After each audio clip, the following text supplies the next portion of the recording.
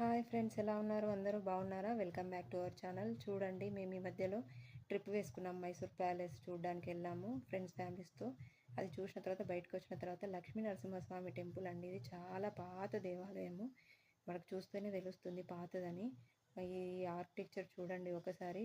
ఒకదానిపైన ఒకటి బండ పెట్టి పేర్చడము. ఆ కాలంలో సిమెంట్ ఏం లేదు కదా, అసలు ఎట్లా చేశారో ఒక కళ అనుకోవాలి. మొత్తము బండలతోనే అండి. ప్రశాంతంగా అనిపించింది ఆలయము.